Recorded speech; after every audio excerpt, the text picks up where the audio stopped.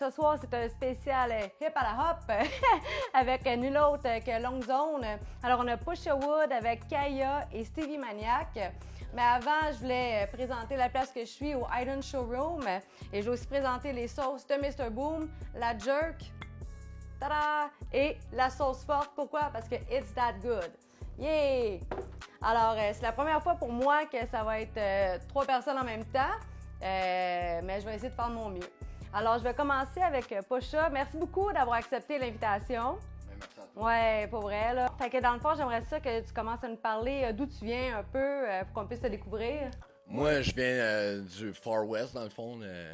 Île-Perrot, Vaudreuil, tout ce coin-là. Mais je suis original de Verdun. OK. Mais après ça, j'ai été dans ce coin-là, qu'on appelait le Far West, dans le fond. OK, cool. Puis comment tu as commencé un peu dans le domaine, quand tu as commencé à écrire ou... Moi, j'ai commencé avec Woodman, G7, des gars comme ça, des gars dans le Far West, dans le fond, qui rappaient. On s'est influencé l'un envers l'autre, dans le fond. Là. Puis on avait bien des influences du rap américain, puis surtout dans les premières années que j'étais allé en centre d'accueil, j'ai commencé vraiment à écrire des chansons, puis... T'avais quel âge dans ce temps-là? 14 ans. OK, OK. Fait qu'à 14 ans, tu découvres l'écriture, tu t'associes un peu avec des personnes. Près de ça. OK. Puis, après, à 15 ans, dans le fond, j'ai commencé à faire des shows, même dans des bars. OK, cool. Fait que ça fait longtemps.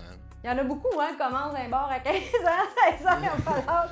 On n'avait pas l'âge de rentrer, mais on faisait le show quand même. Ah tu sais. ouais. OK, mais toi, t'étais plus pour la scène anglophone, par contre. T'as Ouais. commencé anglo, là. Ouais, ben j'étais pas moi anglophone, mais je faisais partie de ceux qui rappent en anglais parce que tous mes amis rappaient en anglais, puis quand on faisait des shows, c'était plus dans Montréal, puis c'était vraiment la scène underground de Montréal. Ok. en Ça a anglais. duré longtemps aussi. Il a fait les premières parties des Américains.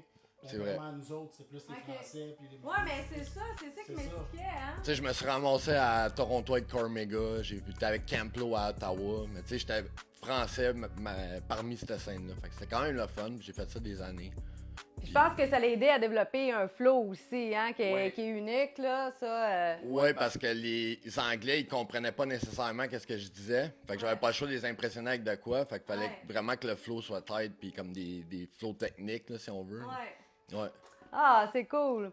Puis comment tu te sentais là-dedans, tu sais, parce que c'est sûr que quand t'es québécois, tu t'en vas avec, tu sais, le côté plus anglophone. Est-ce que tu trouves que c'était plus difficile un peu, côté percé? Ouais, c'était... La reconnaissance? Ouais, c'était vraiment dur, là. T'avais comme une coupe de heads dans le spot qui te check de même tout le long du show, puis là, tu te demandes, OK, lui, il m'aime pas, ou whatever. Puis là, ils viennent te voir à la fin, puis ah, c'était bon ton shit, avec un petit props. Ah, c'est bon. Ouais. C'est bon. Cool. Puis est-ce que tu peux nous parler un peu aussi les albums, ton premier album subventionné que tu as eu? Mon premier album, c'était en 2013, puis il était subventionné par le gouvernement, puis c'est un album avec le guitariste des Vilains Pingouins, Uncle Red, Quand même. Jean-Michel Sud, puis avec une collaboration de Rudy Kaya des Vilains Pingouins sur le projet, puis ils ont fait tous les beats dans le fond, puis... Ah, c'est quand même une chance inouïe quand que tu réussis à avoir tu sais, du monde là, que ça fait longtemps qu'ils sont là-dedans. Ouais. Fait que les conseils sont précieux. Ouais, ça a été vraiment comme un école pour moi là, de travailler sur cet album-là avec ces gars-là. Là. Ça a été vraiment nice en plus de la job. Là. Ben oui, tout à fait, tout à fait. Puis après, comment que vous, la rencontre elle s'est faite avec toi et les autres? Ben, moi, Kaya, dans le fond, il est venu à... Kaya, il est venu à ce lancement-là parce qu'il y avait un gars qu'il connaît, que je connais aussi, qui l'a comme invité, puis il a dit... subventionné, là? Ouais, quand je sortais ce ok. CD-là, j'ai fait un lancement à l'île Perrot, puis Kaya, il est venu, dans le fond, il est venu Ouais, au show. c'est le Perrot. On s'est parlé, mais après, on s'est pas reparlé parce que moi, j'avais pas Facebook, j'avais pas, tu sais, j'étais pas vraiment joignable sur rien. Là. Puis, par après, aussitôt que j'ai créé un Facebook, j'allais l'ajouter comme ça. Puis là, on a fait une première collaboration pour un mixtape que je sortais. Dans quelle année ça, mettons, si on peut nous situer dans le temps? Ouais, 2014-2015. Ok, ok. Fait que, c'est ça, j'étais allé chez eux, dans le fond, on a fait la collaboration, ça a cliqué. Après ça, ils m'ont invité dans un show, j'ai rencontré Stevie dans ce show-là. Parce que les deux, ils étaient sur scène quand ils m'ont invité à faire une chanson. Puis je l'ai faite, genre, puis là, eux, ils étaient sortis, puis là, j'étais tout seul sur stage, puis là, je sais pas, les deux ont embarqué, même, C'est ça... le que t'as fait la chanson. Ouais, c'est Prison, une tune que j'avais faite. Puis quand ils ont embarqué, c'était. On est de la Rive-Sud, moi puis Stevie. Pusha, il est plus du West Island. Puis c'est un territoire qu'on connaissait moins. Justement, il y avait une grosse scène anglophone. Moi, j'étais allé dans le temps que j'étais dans le groupe ORS, mais là, on retourne en 2000. Là. J'étais allé faire une couple de shows à Lille ou à Vaudreuil, je me souviens pas, mais dans ce coin-là, mais j'avais pas de contact précis. Fait que quand on m'a parlé que Pusha faisait un lancement là-bas, moi, je suis descendu avec Cliff à ce show-là. On a rencontré Pusha, ça a cliqué, puis on a vu que ça marchait. Il organisait déjà des shows dans l'Ouest, puis ça marchait, fait qu'on était contents, fait qu'on a comme pris les premiers contacts de même. Puis on l'a invité à Longueuil, puis même chose pour lui, il était jamais venu à Longueuil.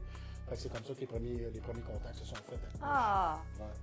Fait que toi, t'organisais des shows, des events dans quel coin dans l'Ouest, là?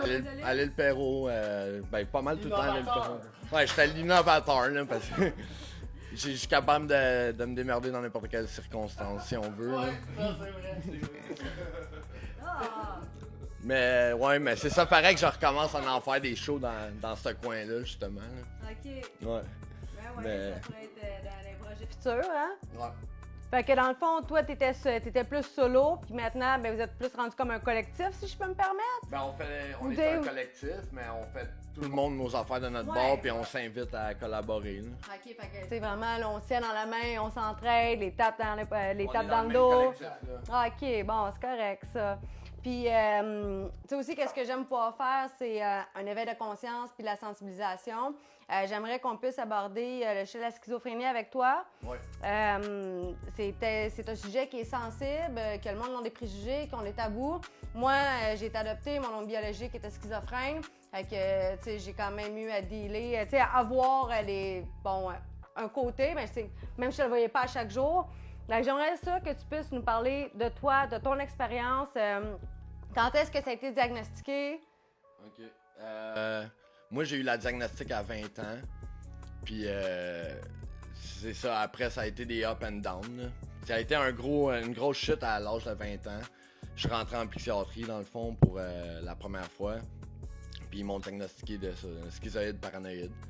Puis, depuis ça, c'est des up and down. Je suis retourné une couple de fois en psychiatrie, c'est sûr, là, à travers les années.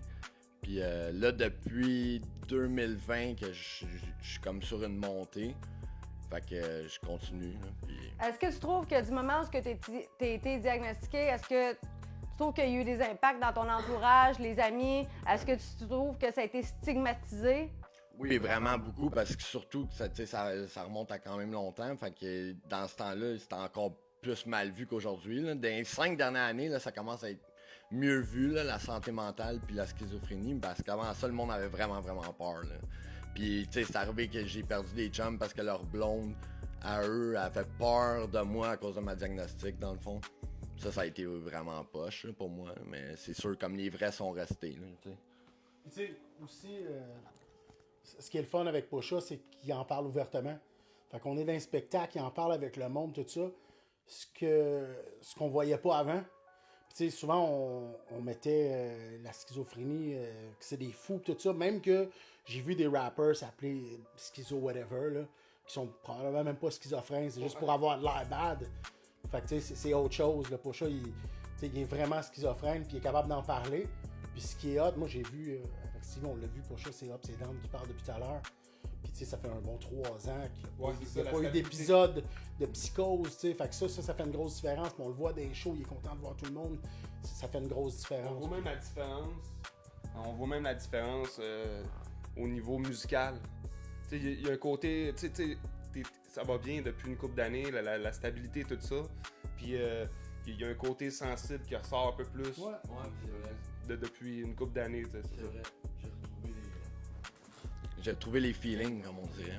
Puis, qu'est-ce que tu aurais aimé de différent dans le temps que tu trouves que par rapport à aujourd'hui? Comment tu aurais aimé que le monde réagisse? Qu'est-ce que tu aurais aimé pour leur dire pour peut-être là, qu'ils puissent changer un petit peu leur façon de penser puis leur incompréhension? Parce que, veux pas, tu sais, c'est de l'éducation aussi. Si on parle pas aux personnes, puis on a la chance d'avoir quelqu'un qui décide d'en parler puis d'en témoigner.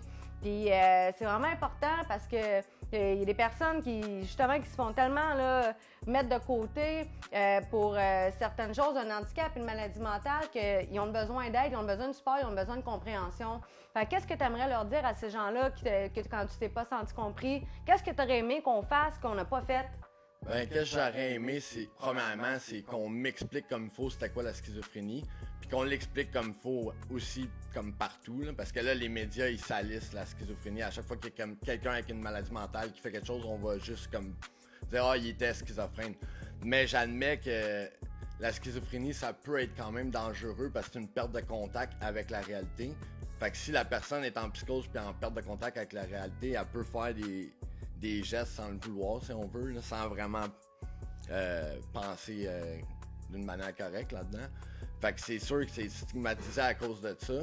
Fait que qu'est-ce que j'aurais dit aux gens, c'est faut pas que le monde comme moi, on tombe en psychose. Fait que c'est de reconnaître les signes. De reconnaître tous les signes, puis après ça, ça évite les psychoses, puis c'est les psychoses qui sont dangereuses, parce que le reste du temps, la schizophrénie, c'est un trouble de la mémoire, c'est un trouble de concentration, c'est plein de trucs de même qu'on appelle les symptômes négatifs. Puis t'as les symptômes positifs aussi, ça c'est hallucination, délire, puis tout ça. Fait que le monde, ils ont tout le temps entendu parler dans ces années-là de hallucination, délire, mais moins le côté négatif, qui est comme les symptômes négatifs qui sont encore plus présents, parce que c'est une manière ça continue tout le temps, tu sais. Fait qu'il aurait fallu dire aux gens que les schizophrènes, dans le fond, sont pas si dangereux que ça. Faut juste qu'ils soient suivis, traités, puis de regarder les symptômes négatifs aussi, parce que c'est ça la schizophrénie, là. Je pense juste plus d'éducation. Plus d'éducation pour tout le monde, puis moins de... Quand il y a quelqu'un qui fait quelque chose, puis après ça, qu'on lui donne la diagnostic de schizophrénie, que ça passe sur le fait qu'il est schizophrène, qui a fait ça, fait que tous les autres schizophrènes sont dangereux. Moi, j'en connais, là... que j'ai connu en psychiatrie, là, des schizophrènes qui sont... 90% du temps sont vraiment pas dangereux pour le monde, sont dangereux pour eux-mêmes. Fait que ça aurait été de dire ça au monde aussi, puis de briser les barrières. Dans le fond, c'est ça que je veux faire aussi, là, avec la musique, puis en parler comme ça. Là. Tout à fait, tout à fait. C'est en parlant, justement, qu'on peut changer des choses, là, exactement. Ben merci beaucoup d'en avoir parlé. Je trouvais que c'était important. De faire le partage, de sensibiliser le monde, puis tu sais, de pas avoir peur non plus, de déstigmatiser la chose. Ouais, c'est ça, la maladie, la chose, là. Tout à fait. Fait que toi, en tant qu'individu, c'est quoi tes projets à court terme? À court terme, là, je travaille sur un EP avec Cheek Trace, que c'est vraiment fort, là, dans le fond, puis c'est vraiment, vraiment fort. On fait un EP les deux ensemble. Puis sinon, j'ai les projets Long Zone on vient de sortir une track, là, Never Give Up. On va tourner le clip bientôt. Sinon, moi, je travaille tout le temps sur des affaires comme solo de mon bord, mais si j'ai ça ou pas, je sais pas encore. Puis j'ai quelques maquettes de préparer avec J-Flow. OK, cool. Puis c'est What's ça. up, J-Flow? What's up, Jay? Blow up, represent. Westside. Puis c'est ça. Puis quand t'écris, tu t'inspires de quoi, là? Je m'inspire de tout ce que je vis dans le fond. Fait qu'il y a un côté street, puis un côté comme veux pas la maladie mentale là, qui m'inspire beaucoup. Puis j'essaye de comme amener des vibes plus positives dernièrement là, pour que le monde, ils veulent pas tout aller péter tout ce qu'il y a autour à cause qu'ils écoutent du Push Wood. Genre Run Bitch Run, j'ai les mains pleines de sang, mais pas tout le temps. Là. Fait que j'essaye d'être plus positif aussi.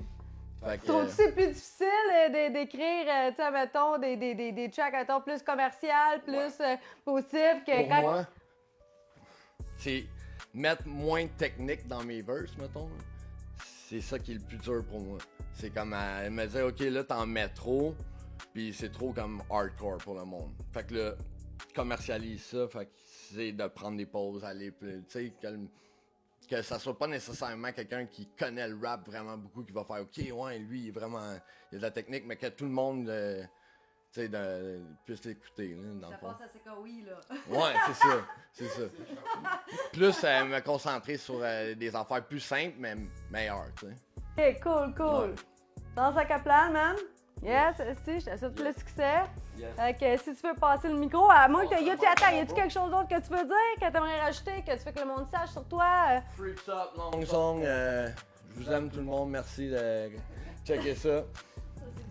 What's up, Mano? What's up, Case Corp? Oh, mais Stevie Maniac in the place to be. C'est correct avec la mic? Yes. Content de t'avoir parmi nous. Ben, merci beaucoup de l'invitation. Ben oui, voyons donc. Alors, on va commencer dans le fil de l'action. Toi, t'as commencé à écrire à 12 ans. Ouais, j'ai commencé à écrire, j'étais très jeune, tout ça. J'avais à peu près 12 ans. Puis mon premier show de rap que j'ai fait, c'était au primaire. C'était sur un beat de Wu-Tang, tout ça. C'était comme une danse de fin d'année. Fait que là, j'avais eu le privilège de pouvoir avoir des périodes pour écrire un verse. Puis ça, c'était mon premier show de rap que j'ai fait à vie. On va quand même le donner. That's it. J'étais stressé. Voilà, c'est sûr, là. Mais quand tu as commencé à écrire, c'était sûrement avoir un effet libérateur ou extérioriser? Check ça, là. Tu sais, en tout cas, à l'époque, tu regardais les rappers, puis les rappers qui étaient nouveaux, c'était très deep. C'était vraiment, tu sais, c'était de la dépression, genre, c'était comme c'est pas facile la vie, blablabla, blablabla. Je pense que les rappers commencent tous un peu à écrire comme ça, d'une certaine façon, parce que oui, c'est libérateur, puis tout ça. Puis avec le temps, ben, tu sais, ça nous permet genre de nous en aller vers d'autres vibes, puis de découvrir des techniques, puis tout ça. Tout à fait. Fait que, là, tu parles de ton premier spectacle, tes débuts. Tu as fait un documentaire aussi. C'est vrai, j'ai fait un documentaire. Parle-nous de ça. J'ai fait un documentaire en 2009, peux-tu? En 2009. En fait, on était 8 jeunes. Nous autres, on était recrutés par la Maison des jeunes quelque part à Longueuil. Puis, ce documentaire, en fait, c'est ça. Le projet, c'était un projet de réinsertion sociale. Puis, c'était genre de mettre 8 jeunes qui allaient faire 4 documentaires qui allaient servir à faire la prévention dans les écoles de la Rive-Sud. C'est cool, ça. Vraiment. Puis le tien, ton projet, c'était sur quoi? En fait, c'est ça. Le projet, il y avait 4 documentaires. Moi, j'ai choisi les préjugés. Fait que, avec le fait que je faisais du rap, puis tous les préjugés que je vivais, tout ça, moi, j'étais allé chercher les autres styles différents, fait que ce soit le punk, le métal, puis les gothiques. Puis j'étais allé parler dans ce documentaire-là des préjugés, des styles différents. Ah, puis il y a 10 ans en montant aussi, le rap était beaucoup moins présent aussi. Là, Ouais, c'est ça. Il y a beaucoup de préjugés, mais là, c'est moins. Ouais, c'est ça. Fait que c'est ça. Moi, j'en profitais pour parler des préjugés que le rap vivait. Puis je partageais ça avec les autres styles, qui étaient les styles comme plus marginaux. Là, c'est Tout à fait. Ben, je trouve que c'est une bonne initiative, justement, de vouloir y aller avec les préjugés. Moi, ça me rejoint, là. Puis qu'est-ce que ça t'a... Comment ça t'a fait grandir, ce documentaire-là? Mais premièrement, ça m'a fait apprendre des choses, ces autres styles. Oui, tout à fait. Tu sais, je veux dire, le métal, ça a l'air qu'il y a 10 sortes de métal, puis c'est lié au métal direct. Tu sais, c'est des choses que je savais pas. Non, ça m'a permis d'aller dans des endroits où, avec mes grandes culottes, je fitais pas, mais que dans le fond, finalement, on se ressemblait tellement, tu sais, puis qu'on avait tellement de choses à se dire par rapport à nos styles différents, tu sais. Non, j'ai trouvé ça super. C'était super, puis quand tu présentes ça dans les écoles, tu sais, dans les écoles, il y a tout le temps des petites cliques de skaters, des petites cliques de ci, des petites cliques de ça. Fait que ça aussi, c'est bon, puis c'est rafraîchissant pour les jeunes de se dire, hey, tu sais, c'est pas le style qui va nous faire une barrière dans notre amitié, tu comprends-tu? Exact. Puis ça, tu peux le voir, là, avec le temps, ça a beaucoup changé, tu sais, parce que, en tout cas, toi, Kaya, tu viens de l'époque où les yo étaient avec les yo. Ouais, mais il y avait encore des skinheads. C'est ça. C'est ça. Puis à Star, tu checkes des cours d'école, des petites cliques, il y a des styles complètement différents. Genre, il peut y avoir des punks comme des gothiques avec un rapper, puis tant mieux, vive la différence. Tout à fait. Puis, t'as déjà eu un groupe aussi, Steezy? Stacey? Parle-nous-en donc. Ça, c'était mon premier groupe, c'est ça. Ben justement, c'est la Maison des jeunes quelque part. J'allais là, il y avait un studio, tout ça, puis j'ai fait une connexion avec des boys. Il y avait mon boy Jali, Il y avait mon autre boys, Cap D. L'idée du groupe, c'était vraiment, tu sais, comme il y avait Don, ben ça, Cap D, lui, c'est un Haïtien. Lui, il rappait en anglais. Il y avait Jali, que lui, il faisait français-anglais. Puis lui, c'était un Jamaïcain québécois. Puis il y avait moi, le Québécois, qui chantait vraiment plus en français. Fait que le mélange était vraiment bon. C'était cool, il y avait une bonne vibe, tout ça. Puis ça, c'est ça. C'est les. On peut-se retrouver ça sur YouTube, là, encore, là? Je pense que ouais. Ouais? Je pense que ouais. Donne-nous un titre, là, si le monde sont curieux, puis Euh, ils font une recherche sur YouTube. écoute, s'il n'y en a pas, je vais en mettre sur YouTube. That's Puis, it. C'est quoi, tu vas mettre? je vais mettre C'est de là qu'on vient, parce que ça, c'était. C'est combien? C'est ça, c'est de là qu'on vient. Fait que là, moi, je comprends bien, là. Toi, tu fréquentais la maison des jeunes quelque part à Longueuil, puis il y en a un autre à côté de toi aussi qui fréquentait la maison des jeunes quelque part à Longueuil, si je ne m'abuse. Fait que là, comment que vous êtes rencontrés? Lui, il m'a crissé dehors. Non, c'est une joke, c'est pas vrai. non, c'est une joke. Mais à l'époque, moi, j'étais plus jeune. On a quand même, 10 ans de différence, toi, puis moi? Quel âge, là? 36. Je vais avoir 46. On a 10 ans de différence. Fait que moi, à l'époque, j'étais un jeune. Puis, c'est ça. Je fréquentais la maison des jeunes, tout ça. Puis, j'ai fait beaucoup de projets avec la maison des jeunes. Kaya, il était engagé là-bas, il était intervenant. À un moment donné, t'es parti, t'es revenu. Puis, quand t'es revenu, je sais pas, moi, j'ai été engagé justement après l'époque du documentaire, là.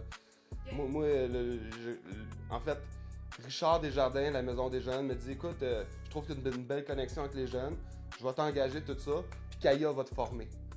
Fait que c'est ça. J'en forme. OK, c'est lui qui t'a formé pour que tu deviennes itinérant, excuse. Lapsus. Intervenant, je m'excuse. Ouais, c'est ça. Fait que Kaya, j'ai commencé à travailler avec lui en Maison des Jeunes. On a travaillé 2 ans de temps ensemble. Après ça, j'ai changé de Maison des Jeunes. Je me suis en allé vers une Maison des Jeunes à Brossard, l'escalier en montant, sur Hauteuil.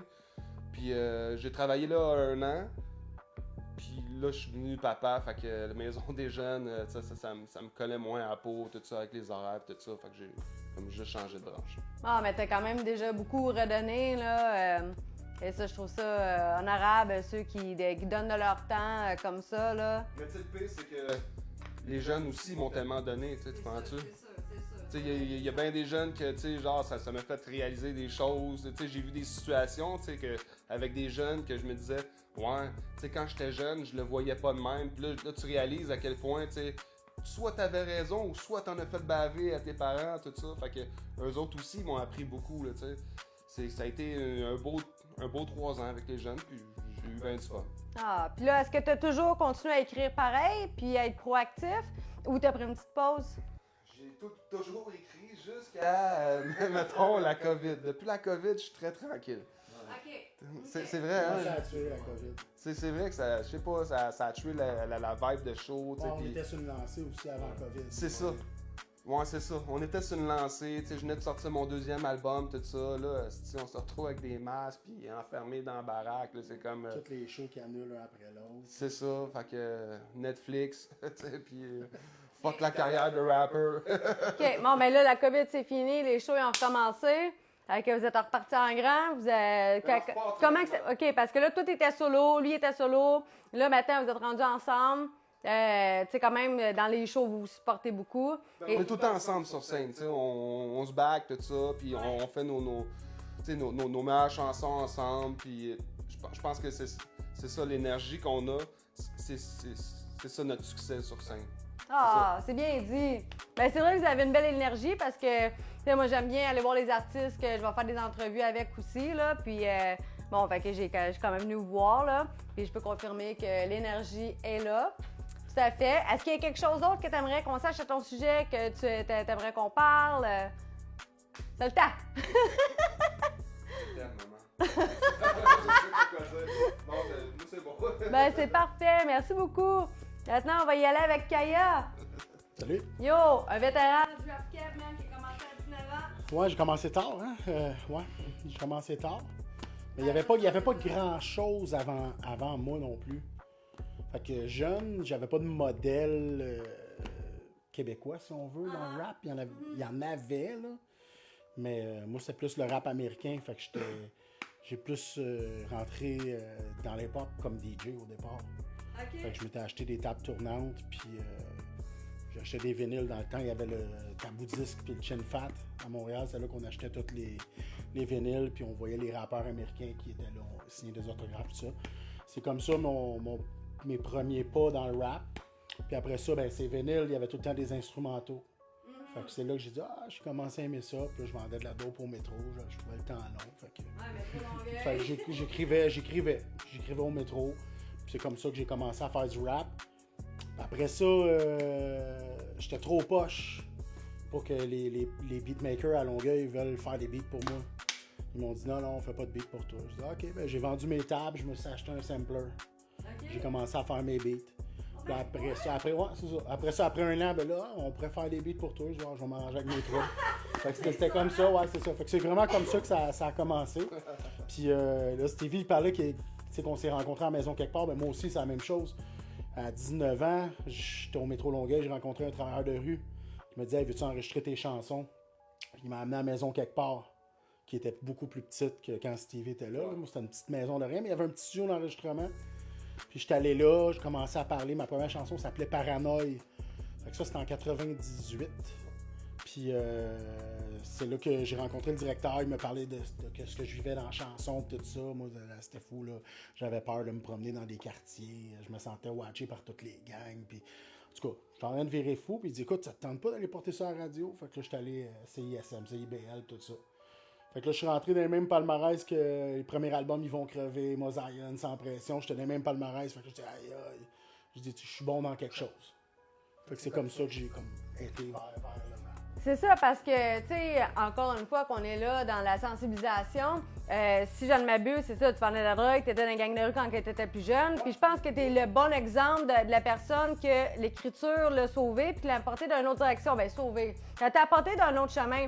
Je trouve que c'est un bon exemple aussi de montrer que peu importe, tu sais, les décisions que tu prends quand tu es plus jeune, ben tu peux prendre d'autres décisions aussi qui vont influencer qui vont influencer de façon différente ta vie. Tu sais, t'as pas tort. Mais je l'ai jamais vu comment j'ai fait pour m'en sortir. Jusqu'à temps que je devienne intervenant puis je fasse des cours, mettons, de relations d'aide. C'est là que j'ai compris comment j'avais fait pour me sortir de tout ça. Tu sais, dans le fond, si demain matin, moi, je dis je lâche la drogue, je lâche ma gang, ça va pas marcher parce que c'est tout ce que t'as. Tu consommais? T'sais, ben, je consommais, je vendais, puis tous mes amis, c'était tout du monde comme moi. Ben, je vais quitter quoi? Mes seuls amis? Ouais, je quitterai pas ça. Fait que, tu sais, ça a été une étape. T'sais, quand j'ai commencé à passer à la radio, là, j'ai rencontré d'autres mondes qui faisaient de la musique. Une étape. Là, j'ai rencontré Larocque l'Instigate, il est décédé aujourd'hui. District 67, c'est lui qui avait sorti ça. J'ai rencontré lui, on a parlé d'une compilation, là, on a proposé l'idée de l'Esti de Bon Stock. Je me suis associé avec Psychopath qui était dans Hochelaga dans ce temps-là, les productions organisées. Puis là, j'ai vu plein de monde de Montréal qui tripait, fait qu'on a sorti la compilation de l'Esti de Bon Stock. Puis c'est là que je dis, c'est cool, on fait d'autres choses. Fait que tranquillement, je m'éloigne de ce milieu-là. Puis là, la première fois que je dis, là, je suis ailleurs, c'était un show à Trois-Rivières. Puis c'était la première fois que je faisais une chanson, puis je faisais même pas le refrain. Là. C'était la foule qui chantait le refrain. Fait que, tu sais, pour moi, c'est le même boost que voler un dépanneur. T'sais. Dans le sens que, tu sais, tu voles un dépanneur, puis là, tu as ta gang, puis tu dis, c'est malade, tu vis capoter. Mais tu retournes chez vous, tu dis, c'était cave ce qu'on a fait, ça n'a pas de sens. Mais là, tu sais, on finit, c'était malade, t'as-tu vu, c'était fou. Ben oui, c'est vrai que c'est fou. C'était cool. Puis, tu sais, jamais de pensée négative après, puis de remords. Fait que ça a vraiment été là, moi, que j'ai. Fait que ça, c'était en 2002 à peu près. OK. Ouais. Fait que 2002, j'ai commencé à changer ça. Tu sais, focuser sa musique. Puis en 2004, j'ai sorti mon premier album. Cool. Ouais, c'est ça. Ah non, c'est un bel accomplissement, là. Ouais, vraiment, mais tu sais, ouais. je prends jamais le temps de penser à ce parcours-là, comment ça s'est fait. Moi, je l'ai fait, puis c'est tout, tu sais. J'avais jamais rien prévu. Ouais. Ça s'est fait par des rencontres, par des intérêts communs, puis on a avancé ensemble. Là. Ouais, mais tu sais, t'as décidé de prendre un autre chemin aussi. Dire que l'écriture, tu t'aimais ça t'apportait. Je le vois pas tout le temps à quel point je suis fonceur, mais avec le recul, oui, parce que chaque move que j'ai fait, c'est parce que le monde voulait pas m'aider. Tu sais, j'ai fait des beats parce qu'il y avait personne qui voulait me faire. Puis j'ai fait des shows. Moi, personne ne voulait me booker en show. Fait que là, je dis, on va aller au Café KO, on va louer le Café KO, on va faire des shows là. C'est le même que j'ai commencé, 99. J'ai commencé à chanter en 98, 89, j'organisais des shows. J'ai pas arrêté depuis parce que personne ne nous bookait. Fait que tout s'est fait par la suite. Après ça, le monde voulait nous faire des beats, voulait faire des shows, voulait faire... Mais tu sais, ça a été vraiment parce que personne ne voulait le faire, mais je dis, on va le faire. Ah, t'as appris sur le tas, comme qu'on dit. Ouais, Ah ouais. On n'a pas le choix, sinon Ah tu non. saignes, Ouais, c'est sûr. Mais tu sais, c'est ça. Je le réalise comme à soi. Mais je suis contente que ça t'a mené là où ce que t'es, là. T'sais, on a quand même, tu sais, un des vétérans, là. Moi, je me rappelle, back in the days, là, tu sais, je savais c'était qui à 16 ans, Kaya, là. T'sais, j'allais au colonneté, j'en entendais parler. Regarde, tu sais, j'avais un gars que je fréquentais, là, ben, il écoutait ça, là. Il t'écoutait. You know? Eh oui! Ah ouais. Ouais, j'ai travaillé fort quand même, c'est ça. sûr, rien se fait en claquement de doigts. Non, pas du tout. Ben non, ben non. Mais j'apprends à travailler aujourd'hui. C'est parce que, tu sais, je suis conscient que mes chansons les plus populaires sont comme en 2010 en descendant. Mais je pense qu'aujourd'hui, je travaille en fonction que ma musique soit meilleure. Mais je pense que, tu sais, comme... C'est plus difficile aujourd'hui pour moi de rejoindre les gens, mais ma musique est beaucoup meilleure qu'en 2004. OK, parce que, tu sais, moi, j'ai remarqué que tes chansons sont très personnelles, puis que, tu sais, c'était beaucoup des moments de down, un temps de ta vie. Puis là, tu sais, on est un peu plus, pas dans le positif, mais tu sais, je vois que l'écriture, elle a changé. Est-ce que tu trouves que c'est un peu plus difficile d'écrire dans ces moments-là? Que, Non, j'ai pas de misère à écrire. J'écris comme je le file. OK. Ça va bien, j'écris que ça va bien. Ça va moins bien, je l'écris comme ça. C'est juste que je profite. Quand ça va bien, j'en profite. Fait que c'est pas que c'est plus difficile d'écrire, c'est que on a du fun avec les amis, on fait une sortie, on s'amuse. Tandis que comme je suis tout seul, c'est un peu plate, je vais écrire. Mais plus jeune, t'étais-tu capable de l'écrire que ça allait bien? Même plus jeune? Oui, sauf que ça allait pas souvent bien. c'est plus ça allait pas. Mais tu sais, moi j'ai tout le temps été tout seul aussi. J'étais un solitaire, j'ai jamais été entouré de gens. J'étais habitué de me mettre dans la marde tout seul, puis me sortir de la marde tout seul. Puis... Fait que c'est ça, tu sais. Écoute, Stevie, Pusha, c'est mes amis, mes meilleurs amis. Puis après ça, j'en ai peut-être 2-3 autres qui sont les mêmes depuis minimum 10 ans, puis 20 ans. Là, j'en ai pas d'autres amis, puis c'est correct. Parce que je sais que peu importe ce qui arrive, on est solide. C'est ça notre force, tu sais. Comme on parlait, tu sais, c'est la première entrevue que tu fais à 3, ben c'est pour ça qu'on est les 3. Parce qu'on va être les 3 tout le temps ensemble. Peu importe ce qui arrive. Forever. Tout le temps. Oh, le trio. Ouais, ben tu sais, il y a J-Flow qui est toujours avec nous autres en show aussi. J-Flow encore. Ouais, mais c'est sûr, tu sais, J-Flow, c'est un gars street, tu sais, on a tous vécu un peu comme les mêmes affaires, mais on est tous à une place différente, tu sais. Ouais. Fait que J-Flow, la musique, c'est pas sa priorité non plus, tu sais. Mais nous autres, c'est ça qui nous garde en vie, c'est la musique. Puis je me demandais pourquoi la relation d'aide pour toi, c'est si important? Ben, il y a des gens qui ont été là pour moi. Puis je pense que c'est important de redonner à la communauté. Puis tu sais, moi je suis devenu intervenant à Longueuil. Je l'ai fait dans d'autres villes, puis c'était pas pareil. Puis c'est pas parce que je veux pas travailler ailleurs, mais c'est mon coin Longueuil, c'est mon monde, c'est le même style de vie. Puis pour moi, c'est comme redonner à ce coin-là, qui m'a vu grandir, qui m'a vu avec mes erreurs, mes forces, Fait que c'est pour ça que j'aime travailler là, c'est vraiment pour ça. Mais tu sais, l'intervention, j'ai eu beaucoup de fun. Je pense pas aujourd'hui que je vais continuer dans cette direction-là. J'aime la musique. Je pense que j'aide plus les jeunes en organisant des shows, en les faisant venir d'un show, en jasant en queue, en bouquant sur des shows, que dans un bureau maintenant. C'est autre chose. Je pense que oui aussi. Ouais, tu sais, si on regarde, là, moi, je pense que oui, l'impact, là. Tu sais, j'ai été intervenant, mais j'ai été coordonnateur d'organismes. Puis, tu sais, on se le cachera pas, les organismes, ça roule pas sur l'or. Puis, quand j'avais à choisir des employés, je préférais choisir des passionnés que des gens qui avaient des diplômes. Des qualifiés. Ouais, c'est ça. Ouais, mais tu sais, on en a vu, nous autres, on a vu, on était témoins, la fille, elle étudiait. La fille, elle a étudié 3 ans pour travailler dans ce milieu-là, puis pas capable de créer un lien avec les jeunes, tu sais. Non, c'est triste parce que c'est après 3 ans que tu t'en rends compte. Mais tu sais, nous autres, on venait du coin, on venait du quartier, on parlait le même langage, fait que c'était facile de créer un lien, tu comprends-tu? Puis c'est ça. Puis comme exemple, là, on a nous autres, mais quand moi j'ai rencontré un travailleur de rue qui m'a sorti du métro Longueuil pour aller enregistrer à la Maison des Jeunes, ben moi j'ai fait la même chose avec Paranoise. Paranoise, il traînait au métro Longueuil. Moi, j'étais devenu travailleur de rue là-bas. Fait que là, j'ai parlé de ça. Il avait 16 ans. Je disais, hey, on va enregistrer ta chanson. Ah ouais, cool, on va enregistrer ta chanson. C'est bon, ça s'appelait Heavy Mental. Sûrement SoundCloud. Mais sur Internet, sur SoundCloud. Paranoise avait 16 ans. Puis là, je dis, écoute, station de radio à Trois-Rivières, ça te tente-tu? Ouais. Fait qu'on descend à Trois-Rivières, juste passer. C'est ça que je faisais avec les jeunes. C'est ça mon trip qu'on parle. Fait que c'est pour ça que je dis, tu sais, des qualifiés, pas tant importants, mais des passionnés, c'est plus le fun. Tu sais, une gang de filles qui sont avec une intervenante, c'est correct. Une gang de filles avec une prof de danse, ils vont bien plus triper puis ils vont beaucoup plus jaser avec elle. Ils ont besoin de se sentir écoutés, ils ont besoin de sentir, ça part de là aussi qu'on s'intéresse à eux autres. Fait que, si je pense que c'est un problème de société, c'est excusez-moi l'expression, mais de se calisser de l'autre, quand que c'est le contraire qu'on devrait faire. Fait que, donner de l'attention, prendre la peine d'écouter, l'écoute active. Moi, j'ai été bénévole pour t'aider, développer mon écoute active. Et oui, puis c'était ma façon de redonner aussi à la communauté, là. Moi, je pense que ton passé, c'est ta force aussi là-dedans. Le fait que tu aies un passé qui est quand même lourd, puis que t'en es sorti.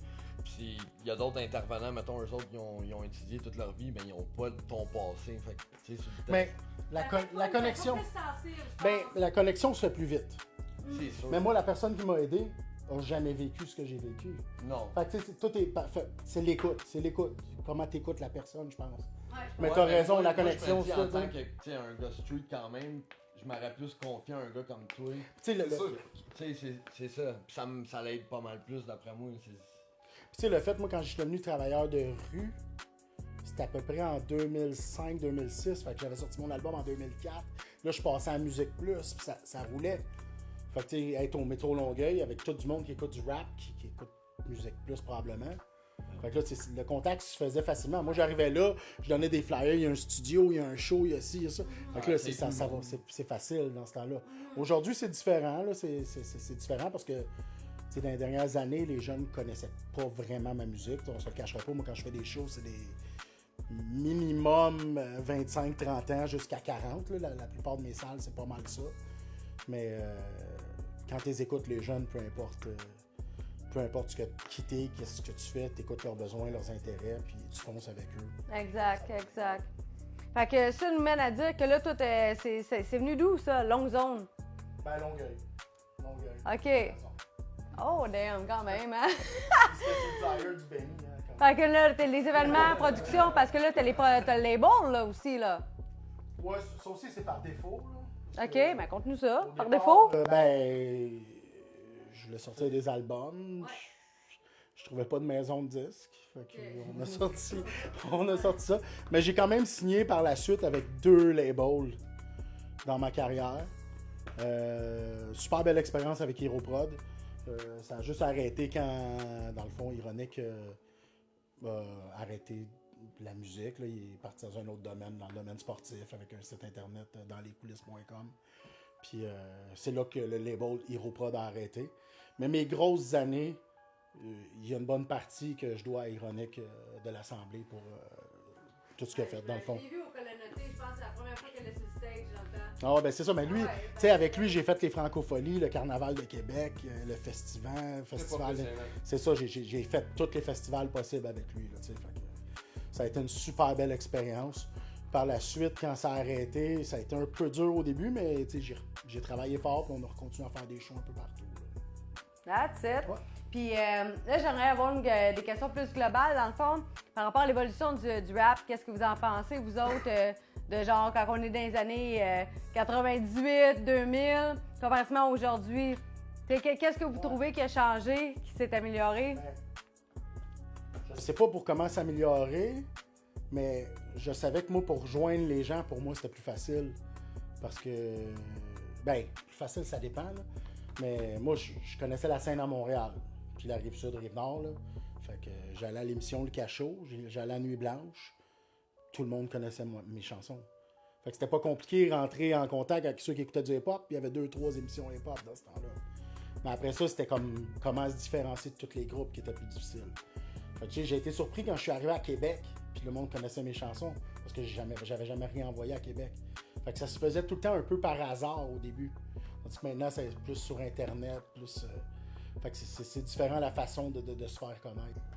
OK, parce que moi, je sais que, tu sais, HHQC, là, si on donne un exemple, ça, c'était une référence pour ceux qui aimaient les pop québécois, ben d'aller là. Il y avait les nouveautés puis tout. C'est ça, mais moi, je viens de beaucoup avant HHQC. C'est plus mon temps, moi. Tu sais, il n'y avait pas de ça, là. Moi, quand je suis arrivé, il n'y avait pas de site Internet. Ça n'existait pas. Il y a eu, peut-être dans la deuxième, troisième année, il y a eu soulaterre.com qui est devenu Hip Hop Franco. Ou Underground Grab. C'était ces deux-là. Je sais pas lequel est devenu Hip Hop Franco. Puis HHQC est arrivé comme 5-10 ans après même. Fait que tu sais, il y avait pas grand-chose. Moi, je me souviens que j'allais mettre mes chansons sur Napster. Puis, moi, j'ai connu Napster. c'est ça, je mettais mes chansons sur Napster. Je pouvais voir qui avait mes chansons. Je leur écrivais en privé. Je disais, hey, j'ai une nouvelle chanson. Ah ouais, j'envoyais une chanson. Au monde, c'est ça ma façon de faire sur Internet au départ. OK, mais l'évolution, parce que je sais, mettons, dans le temps, là, quand que tu voulais. Tu sais, t'avais une track, t'envoyais ton mixtape à CISM ou à voyons donc, 90.3, tu sais, ou quelque chose comme ça, tu sais. CISM, attends, voyons, CKUT, CISM, désolé. Mais tu sais, tu peux pas reacher le CKOI ou 105.7.3. Mais maintenant, on entend du Camaro, tu sais. On entend quasiment tout le monde. Maintenant, il y a plus de rap. Puis ça, j'ai été surpris dernièrement. Parce que je dirais, depuis 5 ans, j'entendais pas d'accent québécois. Moi, je me suis battu au départ, là, quand j'ai commencé à rapper en 98 jusqu'à 2000, 2001, 2002. Il y avait quelques accents français qui se donnaient. Le monde s'inventait des accents français. Oh ouais, je me rappelle de certains que je n'aimerais pas. Puis c'est ça, je me souviens, tu sais, que quand Ils vont crever est arrivé, quand Sans pression est arrivé, c'était l'accent qu'on voulait entendre, c'était l'accent naturel. Si t'avais un accent français dans ta vie, c'est correct, tu rappes comme ça. Mais le monde qui se donnait des accents, on n'aimait pas ça. Puis ça avait disparu. Mais je dirais que depuis 10 ans, c'est bien gros revenu. Moi, écoute, j'entends les jeunes de 16, 20 ans, là, ils se donnent tous des accents. Puis je pensais que c'était ça.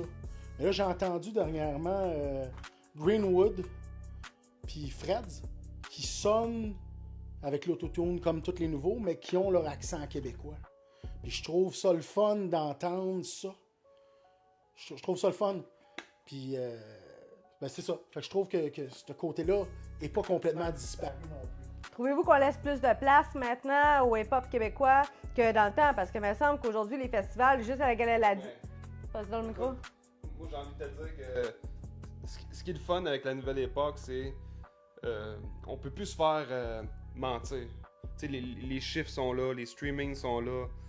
Tu sais, fait il n'y a plus de mensonges. L'époque où les radios commerciales nous faisaient envaler de la musique pour madame et monsieur, tout le monde, c'est fini, tu comprends-tu? Fait que là, les chiffres sont là pour le prouver. Le hip-hop, C'est les plus grands vendeurs. c'est les plus grands vendeurs au monde. C'est la musique la plus écoutée. Tu sais, fait que pendant des années, c'était difficile, là, tu sais. Ah oui, parce que t'entendais une chanson, mettons, il fallait que ce soit le vendredi, puis qu'il soit comme minuit et demi pour qu'il passe une chanson, mettons, là. Et puis ça, c'était... Les seuls qui sont passés à la radio, là, facile, là, ça a été Dogmatic, OK? Puis, je me souviens, là, à cette époque-là, c'est 96, 97, là, tout le monde capotait. Tout le monde se disait, ça y est, il y a de la place pour tout le monde. Calisse que ça. Ben, t'avais eu Casey LMNOP aussi dans celle-là qui avait passé? Ouais, avant, ben oui, avant. Ouais, c'est vrai. Casey LMNOP. Ah oui. Casey Raymond, Dogmatic, je pense. C'est vrai, Rayman aussi. Mais tu sais, Casey, l'avantage qu'il avait, c'est que lui était VJ. Fait que tu sais, je veux dire, ça a dû l'aider parce que même aujourd'hui, je suis pas sûr que ta gueule passerait à la TV, tu sais. c'est vrai, faut se le dire. Mais c'est ça. Fait que quand Dogmatic est passé à la radio, tout le monde capotait, tout le monde se disait que ça allait être facile, tout ça. Puis, Chris, ça. Tu sais, je veux dire, il y a eu bien des étapes, là, tu sais, que ça soit genre le 8-3 qui débarque au gala de la 10 ou, tu sais, une chance que Musique Plus était là. Une chance que Musique Plus était là parce qu'un autres. Ah, mais merci, Malek Chahi. Une chance qu'il était là, tu sais. Fait que c'est ça. Hey, moi, je veux juste dire quelque chose, là. J'avais une TV, là, puis j'enregistrais les émissions sur une cassette. Puis je pense que j'ai encore les cassettes, les vidéos, les VHS, les émissions que j'enregistrais. Ça vaut une fortune, je suis sûr. Hey, hein? Mais c'est ça qui est la différence aujourd'hui, c'est que là, les chiffres sont là. Tu sais, je vais te donner un exemple, là. Je pense il y a 2 ans, il y a 3 ans, au gala de la 10, Soulja n'a pas gagné. Le lendemain, là, tout le monde chialait. Parce que les chiffres étaient là. Fait que le monde avait raison de chialer que ça soit pas Soulja qui ait gagné. Tu sais, il n'y a aucune rancune, whatever, tu comprends-tu? Il y a un comité derrière tout ça qui prend des décisions, tout ça. Sauf que les chiffres sont là. C'est Soulja qui aurait dû gagner. Puis c'est ça la vérité. Puis tout le monde se l'était dit le lendemain. Là, genre, tu te souviens de ce que je veux dire? Vous vous souvenez? Fait que c'est ça. Fait que c'est ça qui est la différence. C'est qu'il n'y a plus de mensonge. C'est ça. C'est sûr, quand que tu regardes les streamings, les vues sur le YouTube et tout, là, Spotify, les choses comme ça, là. Mais les vues pis tout ça, c'est vrai, tu sais, il n'y a plus de mensonge avec ça, mais ça veut pas tout dire non plus. Tu sais, je veux dire, il y a du monde qui ont bien des vues, que tu arrives dans leur show, que tu entends écriquer en arrière, puis qu'il n'y a pas d'énergie, whatever, tu sais, je veux dire. Fait que. C'est ça, tu peux acheter tes vues, ouais, c'est ça. Puis tu sais, j'ai vu dans le rap plus gangster rap, des artistes très très connus et reconnus par la scène avoir 50 personnes pendant une tournée dans leur show. Puis tu sais, dans les plus populaires quand on voit les streamings, tout ça. Tandis que nous autres, on n'a pas... Tu sais, moi je sors un vidéoclip, demain matin, pas demain matin, mais tu sais, en 3 mois, 10 000 vues peut-être, 10 000 vraies vues. Mais il va toujours avoir au moins, tu sais, 200 personnes dans la salle, au moins, là, tu sais, c'est ça la différence. Fait que, tu sais, je pense qu'on a toutes nos forces, puis nous autres, ben, notre force, je pense que c'est la vibe en show, c'est vraiment ça. Je pense qu'on a la chance d'avoir des fans fidèles. Comme je disais, tu sais, nous autres, notre range d'âge, c'est 25, 30 ans jusqu'à 40. En tout cas, pour moi. Pocha va chercher un peu plus large parce que son vibe est un peu plus jeune aussi. Puis ses sujets, il est plus street aussi, c'est vrai, tu sais, ça fait moins longtemps. fait que c'est ça, fait que tu sais, je pense qu'on fait tout un peu nos affaires chacun à notre façon, puis nous autres, ben, c'est comme ça qu'on l'amène. That's it. Fait que dans le fond, si je comprends bien, c'est qu'il y a quand même une évolution au fil du temps, là, de quand on recule de 98 à aujourd'hui. T'sais, il y a plus la place qui est faite pour les artistes. Ouais, les artistes ont fait leur place. J'aime ça, ouais. Les artistes ont fait leur place, ouais. Parce que, tu sais, regarde, on va dire ça même. Moi, je fais partie de la période sombre du rap game qui parle, puis je fais partie de cette période-là. La période après Mosaïen, Sans Pression, Yvon, qui ont sorti sur des gros labels. Après ça, ça a chié, là. Il n'y avait plus rien. Fait que moi, je fais partie de ceux qui ont organisé des shows parce que les bars nous fermaient les portes. Parce que personne ne voulait nous avoir. On est cette époque-là. Fait que c'est nous autres qui avons travaillé fort pour ouvrir ces portes-là. Mais nous autres, on est vus comme la période sombre du rap. Mais c'est cette période-là, je pense, qui a permis d'avoir les succès aujourd'hui. Il y a des gars comme Soulja qui viennent un petit peu de cette époque-là, mais peut-être, il y a peut-être, je sais pas, une couple d'années moins que moi, Soulja. Mais à Québec, ils ont eu le même problème, là. Fait que c'est partout. C'est une période qu'on a travaillé très fort pour réussir. Maintenant, tous les bars veulent avoir des shows de rap et ont rempli leurs bars. Fait que ça s'est fait, mais avec du travail pendant des années. Les gros labels se sont développés aussi. Je veux dire, Hero Prod, c'est un gros... Les gros labels de hip-hop. Ouais, c'est ça. Parce que, tu sais, Hero Prod, quand c'est arrivé, c'était pas gros. 7e ciel, c'était pas gros. Tu sais, Hero Prod a été un modèle d'affaires pour tous les labels. Pour Explicit, pour 7e ciel, pour... je pense que c'est... En tout cas, c'est ça qui fait qu'aujourd'hui, 7e ciel, maintenant, 20 ans, ça fait 20 ans, ils vont faire... Hey, Sound Bell! Non, mais c'est fou, on est rendu là. Tu sais, Onodoche, il a travaillé en tabarouette. Là. Moi, je l'ai vu, là, quand je faisais un show à Québec, qui s'en venait pas payer, partait de Rouyn-Noranda avec son petit char jusqu'à Québec pour faire sa promotion et tout ça. Fait que tu sais, c'est ça. Fait que oui, on est rendu là, mais tout le monde a travaillé fort. Là. Ouais, c'est clair, c'est clair. Rien de moins. Ouais. Fait que là, pour Long Zone, là, à court terme puis à long terme, à quoi qu'on doit s'attendre? Ben là, on a sorti le track Never Give Up. Yes. Partout, sur toutes les plateformes, on tourne le vidéoclip en fin de semaine. Juste donner un shout-out à Paranoise. Merci, man, d'être avec nous autres sur ce track-là, man. Tu fais un succès. Ouais. Puis sinon, on travaille tout un peu nos affaires. Pusha sort un album avec Cheek. Stevie travaille des trucs de son bord. Moi, je sortirai plus d'album. Mais je vais sortir des singles régulièrement. Puis c'est ça. On continue à organiser des shows. Fait que 23 septembre, Longueuil. 30 septembre, Valleyfield. Après ça, novembre, j'ai Drummondville le 10. Le 18, on retourne à Valleyfield. Fait que je vais voir d'autres villes aussi. Puis il n'y a pas un EP qui s'en vient pour toi? Ben, non. Ben, moi, en fait, je travaille tranquillement. OK? Puis, c'est ça. J'écris des tracks solo, tout ça. Là, tu demandais, la question, c'était quoi? À court et à long terme. OK. Kaya, lui, il veut plus sortir l'album. Mais nous autres, là, on le travaille, là. OK?